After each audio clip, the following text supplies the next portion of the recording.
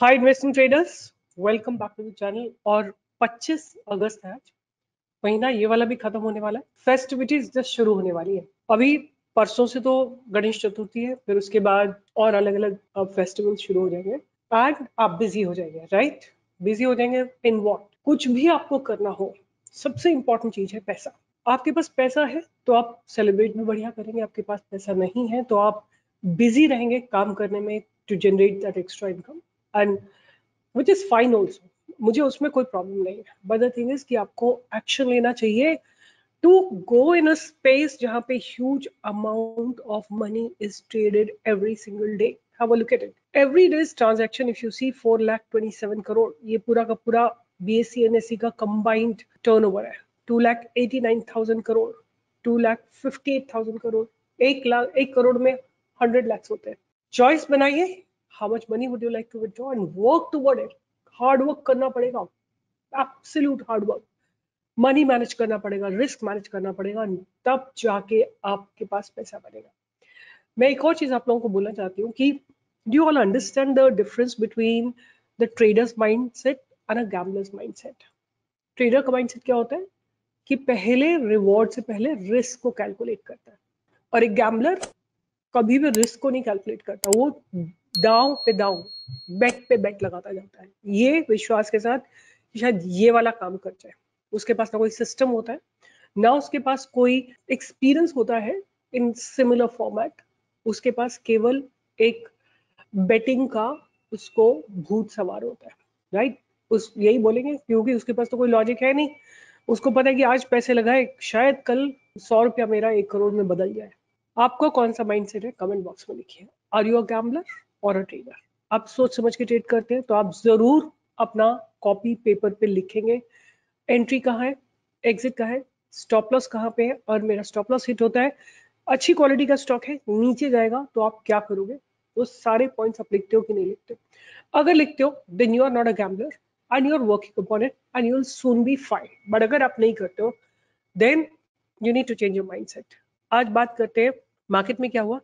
तो सबसे ज्यादा जो चला है वो है आईटी सेक्टर, उसके बाद रियलिटी, मेटल थोड़ा थोड़ा सा पिकअप कर रहा है but still a doji has formed. अब क्या है कि इस कैंडल का हाई ब्रेक होगा या पास्ट बैरिज ब्रेक होंगे तो ऊपर जाएगा, और लो ब्रेक होगा इस कैंडल का तो डाउनवर्ड मूव आ सकता है। ये देखो, this is how you can see कि अगर नीचे की तरफ ब्रेक हो गया तो इस ट्रेंड लाइन को टच करने के लिए मेटल जरूर आएगा। और market is very vulnerable, right? क्योंकि देखो आप अगर आप देखोगे international markets they were positive, Nifty was also positive, but entire day Nifty was trading under stress. Entire day आप देखो, इसने एक open equal to high candle बनाई है, उसके हाई को तो ब्रेक करा है, राइट?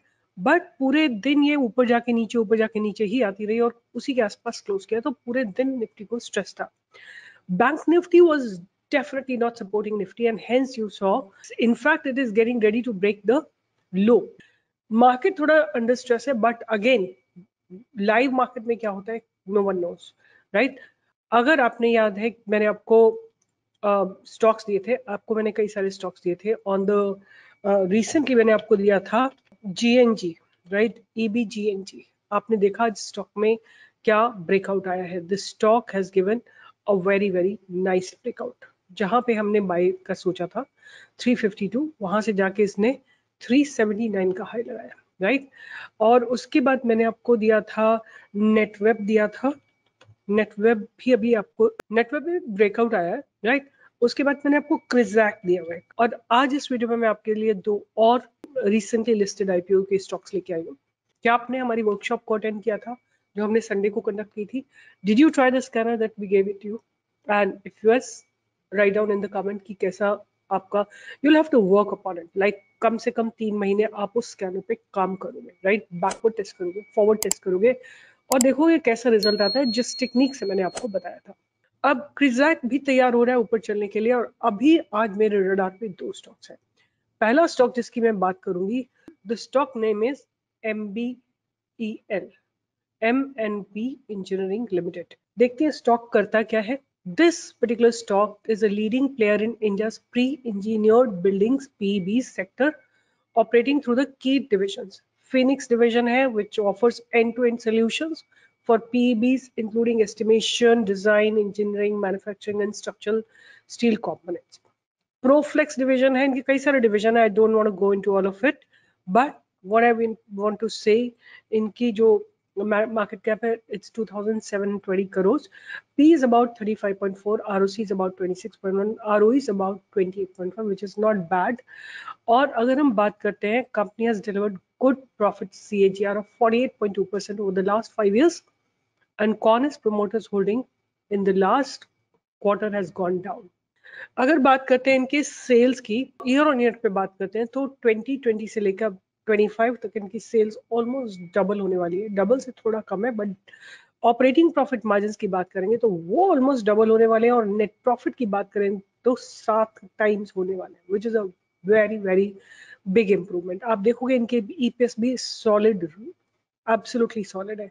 अगर हम बात करते हैं इनके रिजर्व्स की, तो रिजर्व्स ग्रो कर रहे हैं, और आप देखोगे बोरोइंग्स थोड़ी सी डिक्लाइन हो रही, तो which is again a positive sign. और अगर बात करते हैं cash from operating activity, they are generating cash from operating activity, profits are there. Debtor days की बात करें तो 64, 71 ऐसी है. और प्रमोटर्स की होल्डिंग की बात करें तो 70.45% है. इन्होंने अभी अभी अपनी होल्डिंग को डाइल्यूट किया है. FIs have about 6.16%, DIs about 15.92%, and public has about 7.47%. Right? अब क्योंकि मैं पहली बार इस स्टॉक को डिस्कस करने वाली हूँ, I wanted to check how this stock is and how is it compared to its peers. तो मैंने ChatGPT से ही जाके अपना पूरा डिस्कशन किया है, और कई सारे प्रॉम्प्ट्स दे के रिफाइन कर करके. तो पहली बात इन्होंने बोला कि जो ईयर 24 है और ईयर 25 में इनकी कंसोलिडेटेड रेवेन्यू जो है इंक्रीज हुआ है from 795 crore to 989 crore, which is up by 24.3% year on year basis. Long term trend की बात करें तो revenue CAGR is 14% over 5 years, and trailing TM is basically growth of 24%. Operating profit margins की बात करें, OPM की बात करें, तो ईयर 25 के operating profit margins improved by 13%, right. And अगर हम बात करें कि EPS की, तो it is up significantly. And अगर इस समय करंट इनके EPS की बात करें तो 9 से बढ़ के ये 13.48 पे आ गया है. एंड अगर हम बात करें नेट प्रॉफिट एंड मार्जिन्स की, तो ईयर 25 में net profit was 77 crore and making a healthy 67% growth year on year basis. Net profit margins are also 7.8%. So overall, the company looks promising. And अगर हम final thoughts की बात करें, so the revenue is up by 24%, efficient capital structure, and the area that आप जितने भी engineering construction companies या engineering companies देखोगे, उनमें फ्री कैश फ्लो थोड़ा सा ना लिक्विडिटी कम होती है. So the one area to which is free cash flow and liquidity given limited published data. It's wise to monitor quarterly cash flow disclosures going forward. Then I wanted to check this with respect to Triveni Turbine, which is on the similar field. And also I wanted to check with Atul Limited. तो मैंने इसको compare किया. अगर आप देखोगे तो revenue growth सबसे ज्यादा MBEL की है with respect to Triveni and Atul. और अगर हम बात करते हैं ऑपरेटिंग प्रॉफिट मार्जिन्स की, तो त्रिवेणी के ऑपरेटिंग प्रॉफिट मार्जिन सबसे अच्छे हैं. बट EPS की बात करें तो अतुल का EPS है 164, इनसेनली हाई, एंड MBL का है 15.4. तो अगर हम पूरे इस टेबल को इनकैप्सुलेट करें तो revenue growth MBL leads with strongest growth, followed by Triveni and then Atul. Profit margins की बात करें तो Triveni excels in the profit margins, leading margin is 26%.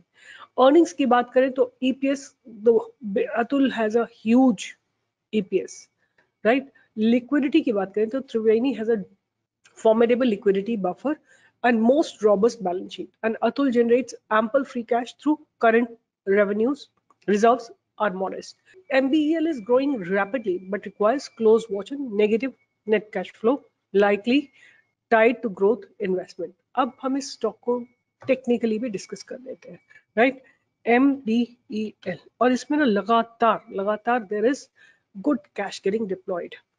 अब ये आपके सामने ये पूरा स्ट्रक्चर है, और आप इसकी फर्स्ट कैंडल को मार्क करिए, because in listing stocks, the recently listed stocks, the most important thing is this first candle.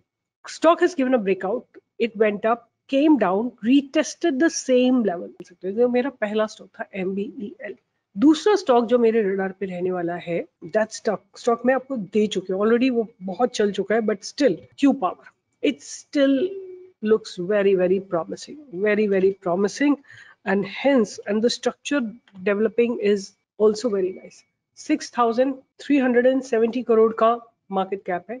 P is about 90.8, थोड़ी ज़्यादा है. ROC is about 27.6, ROE is about 22.9. अगर हम बात करें कि Q Power क्या करता है, तो it's Q Power Electrical Equipments Limited is engaged in the business of energy transmission equipment and the power technologies, right? और इनके पास मैन्युफैक्चरिंग फैसिलिटीज है सांगली महाराष्ट्र में, अलुवा कोचीन में, अंकारा टर्की में. और अगर हम इनके पावर प्रोडक्ट्स की बात करें तो इनका रेवेन्यू वहाँ से 41% आता है. पावर क्वालिटी इक्विपमेंट की बात करें तो 56%, अदर्स से अबाउट 3%. अगर हम बात करते हैं कि इनके कस्टमर बेस की, तो they have 143 customers across various sectors, including power, utilities, renewable energy companies and industries such as automobiles, oil and gas, cement, chemicals, railways, steel and metals. अब बात करते हैं इनकी सेल्स की, तो कंपनीज प्रोज की, तो companies almost reduce debt, almost debt free. और अगर हम कॉन्स की बात करें तो it's trading 14.8 times its book value. Tax rates seem to be low, and the earnings include other income. Company has high debtor day, which is again a negative thing, and working capital days have increased from 47.3 days to 159 days. अगर हम बात करते हैं इनकी sales quarter on quarter, तो आप देखोगे कि बीच में डिक्लाइन हुआ है. मतलब 23 दिसंबर के बाद मार्च, जून, सितंबर, दिसंबर there has been a decline, but मार्च 25 और जून से इन्होंने पिक करना शुरू किया दोबारा से. But at the same time operating profit margin इनके डिक्लाइन नहीं हुए हैं. इनफैक्ट 8% से बढ़ के 18% पे आ गए. That means management is really working very tightly. Profits की बात करें तो 14 करोड़ से बढ़ के 37 करोड़ पे आ गया, which is roughly about 2.5 times. Sales almost not even 1.5 time, 1.25 times, but the net profit is almost 2.5-3 times. And इनका ईपीएस भी डिसेंट है और लगातार आप देखो कि ग्रो कर रहा है, विच is again a positive point. और अगर हम ईयर ऑन ईयर की बात करते हैं तो 183 से बढ़ के जो मार्च 2025 में है, सेल्स बढ़ के हुए 338 करोड़ की. अगर ऑपरेटिंग प्रॉफिट मार्जिन की बात करें तो 13% से बढ़ के मार्च में 20% भी हुए थे और अभी समय 16% पे है. और अगर हम नेट प्रॉफिट की बात करें तो 42 करोड़ से बढ़ के 101 करोड़ पे आ गए हैं. और अगर हम बात करते हैं इनकी ईपीएस की, तो लगातार आप देखोगे कंटिन्यूस ग्रोथ है ईपीएस के अंदर. और अगर हम रिजर्व्स की बात करें तो आप देखो रिजर्व्स बहुत मैसिवली ग्रो करे हैं और इनके बोरोइंग्स ऑलमोस्ट रिड्यूस हो रही है on a daily basis. That is a very very good, like I would say, what else are you looking for? Borrowings नीचे जा रही है, ईपीएस बढ़ रहा है, सेल्स बढ़ रही है, प्रॉफिट बढ़ रहा है, मैनेजमेंट अच्छा काम कर रहा है. एंड पावर तो आपको पता ही, वैसे ही इंडिया में उसकी खपत इंक्रीज ही होने वाली है. कैश फ्रॉम ऑपरेटिंग एक्टिविटी लगातार बढ़ रही है. और अगर हम बात करते हैं कि इनका profits, definitely that has also grown. और अगर हम बात करते हैं नेट कैश फ्लो की, तो रीसेंट क्वार्टर में इनका 141 करोड़ का नेट कैश फ्लो है. डेटर डेज की बात करें, वही एक थोड़ा सा इशू है कि वो ऑलमोस्ट लाइक डबल से थोड़ा ज्यादा हो गए, बट जो ऑपरेटिंग आरओसी है वो थोड़ा स्टेबल है और 30% के आसपास है. शेयर होल्डिंग पैटर्न की बात करें तो 73.91% from the promoters. FIs are holding about 3.99%. और इन्होंने अपनी होल्डिंग को थोड़ा सा डाइल्यूट किया है इस क्वार्टर में. इवन डीआईएस ने अपनी होल्डिंग को डाइल्यूट किया है और पब्लिक ने अपनी होल्डिंग को इंक्रीज किया. सो फार there are not many red zones except one. and मैंने इसके बारे में भी ना चैट जीपीटी से बात की. आई थिंक मेरी बहुत अच्छी दोस्ती हो गई चैट जीपीटी से. What's happening in Q Power, right? Q power के बारे में भी अच्छे से बात की है, तो एक बार उसको भी डिस्कस करते हैं. सो अगर क्यू पावर की बात करें तो इनकी annual definitely there is a growth in the revenue. Trailing 12 month जो है इनका 337 करोड़ का रेवेन्यू है. लॉन्ग टर्म ट्रेंड की बात करें तो 3 year CAGR is 23% and trailing 12 month CAGR is 13%. Quarterly snapshot की बात करें तो sales surge from 176 crore to 187 crore.